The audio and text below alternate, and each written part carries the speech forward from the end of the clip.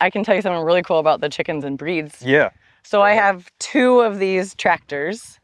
And when I first, the first year I raised meat birds, I decided to do the Cornish Cross and the Freedom Rangers. These are Freedom Rangers, so they're a little bit older genetics. They know how to eat grass, all that fun stuff.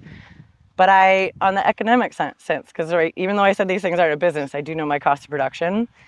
And the Cornish Cross are done in 6 weeks, are ready to butcher from start to finish in 6 weeks. These guys are 12 weeks.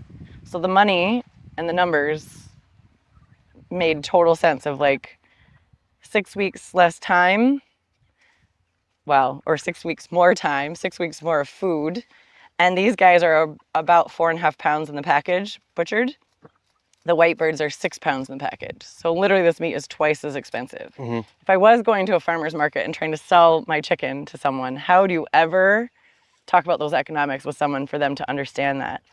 And so I was like, well, if, again, thinking about my core values, if nutrient density comes from this diverse pasture and I want them to have all the animal welfare, so the freedom, the space, and all the things that these animals have, what's the difference? So I did them side by side because I couldn't tell. I actually had no bias. I actually thought like, well, I'm gonna have to raise the white birds because they make sense, financial sense, and they're gonna eat all the same food, they're gonna have the space, blah, blah. I was like, great. And I literally was like, 4 weeks into it though, not even 4 weeks, 3 weeks into it, those white birds had never stopped eating the grain, had never started to, they physically couldn't move around any longer. They were so fat, their legs couldn't hold them up. So they weren't moving around and they weren't active and they weren't eating grass. So no matter what I gave them, it was not that nutrient dense product because they were incapable of creating that because they didn't have the natural instinct to eat the meat or eat the grass. Yeah. And I was like, I hated doing my farm tour. Like animals do not creep me out. Those things creep me. I was like, I didn't even like talking about them because they were like fat and wallowy and like couldn't move and they didn't have all their feathers. And so all the protein that they were eating was going to grow meat, not feathers. Mm-hmm. So I was like, oh yeah, we created an amazing bird for a building. It can't move around. All it can do is get fat and eat. And it doesn't need feathers because it's not protecting itself from the weather. I need my animals to have a full set of feathers at 4 weeks and take the lamp off of them and do this. And so everything gets butchered here on the farm. It's also why we're small scale. So we do all the poultry ourselves. And when we butchered those chickens, every one of those white chickens had a layer of fat around all their organs at 6 weeks old. It was gonna die of a heart attack. I was like, I'm not eating the meat. Mm-hmm. It's not the chicken I'm eating. And I never raised them again. So I always raised these. But that was a really cool, I needed that. I need that. I don't want to read it. Yeah. I want to witness it. Yeah. And I got to see that firsthand. I was like, oh, heck no. And I don't even want to eat the meat.